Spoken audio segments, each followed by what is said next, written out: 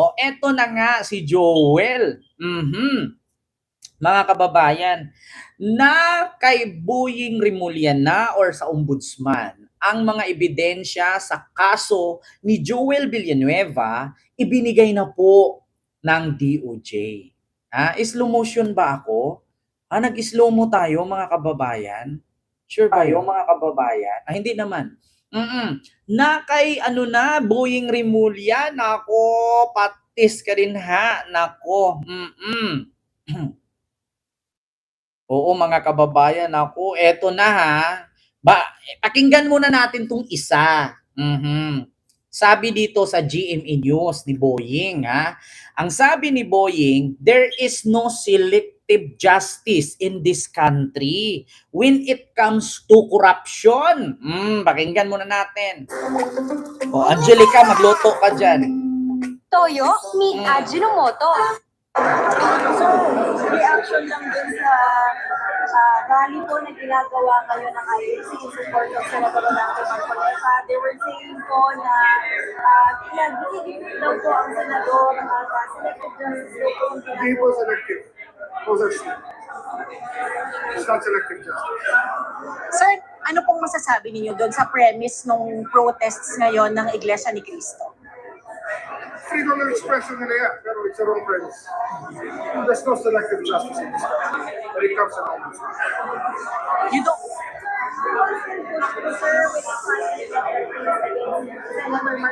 So actually, medyo maingay siya mga kababayan, pero ang sabi ni Boying ay no selective justice when it comes sa corruption o at sa mga tiwaling opisyal ng gobyerno. So eto na nga mga kababayan, ang momentum. Ito na yung momentum. Hawak na or ipinasa na ang bit. Mami J and kay Ma'am Evelyn, hawak na ni Boying or ipinasa na ni Secretary or Yusek Vida, or Secretary ba? Undersecretary Vida or Yusek Vida, ng DOJ ang mga ebidensya sa reklamo laban kay Senator Joel Villanueva na ang sabi nga ni Boying, lalong umiinit ang tag-init na ngayon po ay lalong uulanin ng kaso sa tag-ulan. Sabi ni Boying yan umiinit at lalong iinit ang tag-init at mas lalong uulan ng kaso sa tag-ulan. Pakinggan po natin ako. Nasa Office of the Ombudsman na ang bola kaugnay ng reklamo. Ito Nasa Office of the Ombudsman na ang bola kaugnay ng reklamong malversation of public funds laban kay Senator Joel Villanueva. Paliwanag ni Department of Justice o DOJ Secretary Frederick Vida, ang ombudsman ang may jurisdiksyon dahil isang public official ang senador.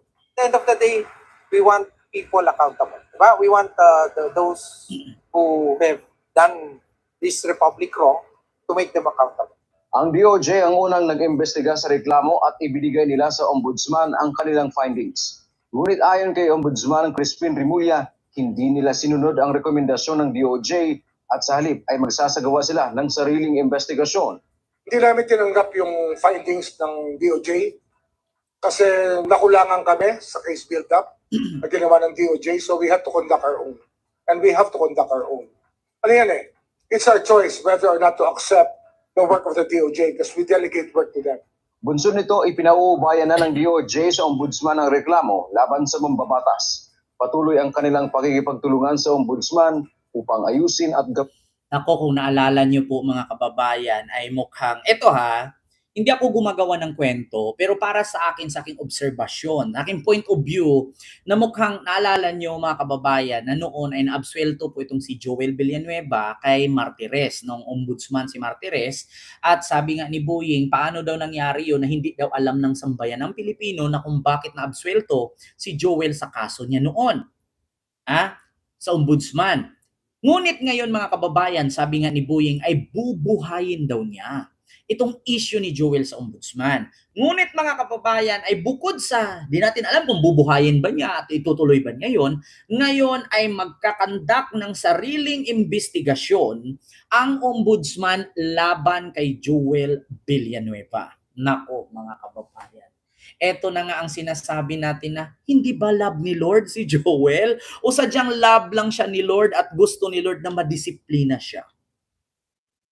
Nagtatanong po ha mga kababayan, kasi maraming nagsasabing, hindi ba siya love ni Lord? Love siya ni Lord. Kaso lang gusto ni Lord na madisiplina siya. So, love siya ni Lord. Di ba? Hindi siya love ni Lord. Ay, hindi ganoon. Love siya ni Lord, kaya gusto ni Lord na malagay siya sa tamang kulungan. Pag napatunayan na sangkot nga siya. O ilalagay lang naman siya ni Lord sa loob. 'Di ba? O love siya ni Lord.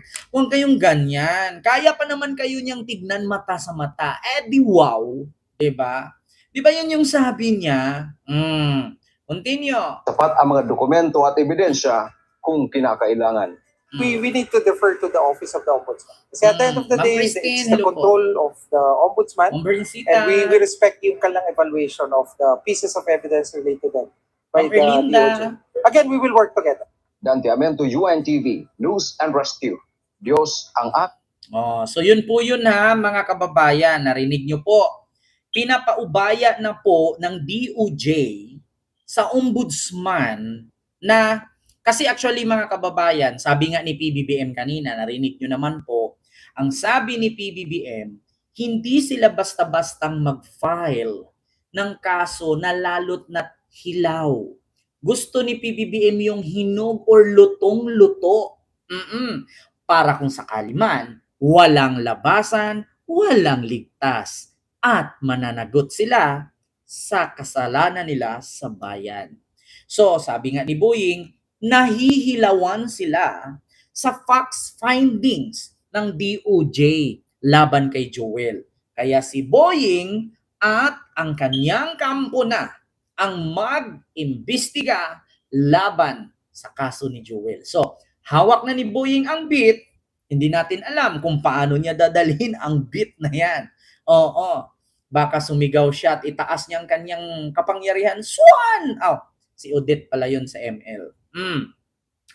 So yun po yun ha, mga kababayan. Klarong-klaro na nakaibuying na. Hintayin na lang po siguro natin, no? Sana naintindihan nyo po kung bakit na-delay ang pangako ni Boying na 2 weeks bago sa pagsampa kay Jinggoy ay isusunod na ang kay Joel. Ngunit hindi po ito nasunod na pagsampa ng kaso sa Sandigan Bayan kasi po mga kababayan nakukulangan si Boying.